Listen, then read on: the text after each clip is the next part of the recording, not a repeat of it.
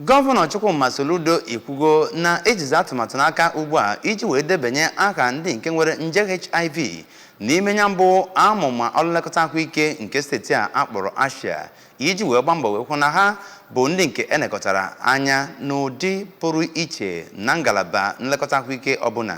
Gọvanọ Soludo bụ onye nke kwupụtara nke a n'ọgbakọ nkụzi nwere otu mkpụrụ ụbọchị bụ nke achịkọbara n'Ọka, nke isiokwu ya bụ ime obodo dị iche iche ọchịchị iji wee weta nje HIV n'isi njedebe n'afọ 2030. Chibụzọ Obidike onye nta akụkọ anyị ga-eweta akụkọ a.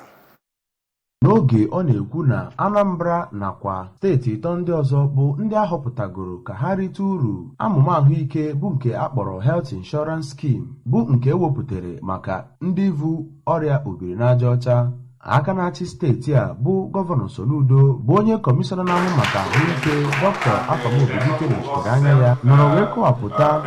na pasentị karịrị 2 na steeti anyị bụ Anambra bụ nke ọ gụrụ ọnụ dịka 98, 996 bụ ndị agbakọtago dịka ndị bụ ọrịa obirinajaọcha na steeti a, ma kwukwezie na sọnsọ otu ọkara bụ nke ahụtagoro ama ma bụrụ ndị a na-enye ọgwụ ugbu a. Aka na-achị steeti a bụ Gọvanọ Soludo nọrọ kwuo na ọtụtụ ndị ahụ bụ ọrịa obirinajaọcha bụ ndị a na-afụbeghị ka a ga-esi ruturu ha, ma nọkwaziere ebe ahụ dọọ ndị eji okwu ha agba izu na obodo niile dị iche iche na steeti a ka ha nyere aka sonye na amụma a iji wee chọpụta ka ha rabụ otu ọbụla ha ra ya nakwa ebe ọbụla ha bi ma fụ na enyere ha aka nke ya. Onye okwupụta okwu nyegara n'ụlọ omeiwu nke steeti a bụ Right Honorable Somtochukwu Udeze bụ onye isi oche House Committee on Health. Honorable Tony Mobiike nọchitere anya ya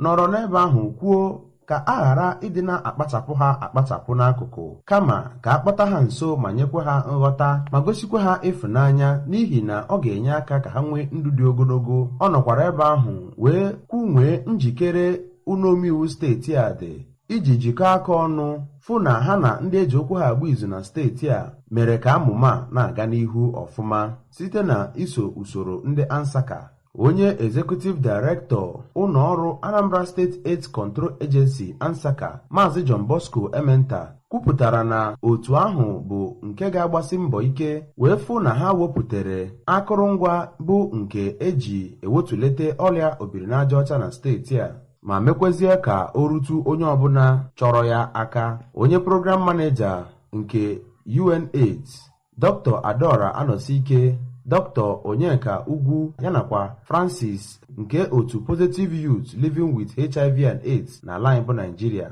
ha nọrọ ebe ahụ wee kọwapụta mpụtara bụ nke ha nwetagoro kemgbe ha bagidere na mgbasa ozi anụnwa ma kwezie na ọ bụ njem a ga-afụ isi ya. Onye eze ọdịnala nke Ọkpụnọ, Igwe Sunday Okafọ, bụ onye nke gosipụtara mwute ya n'ebe ọrịa ahụ nọkwara ebe ahụ gwa ndị obodo dị iche iche yanakwa ndị bi n'ime ya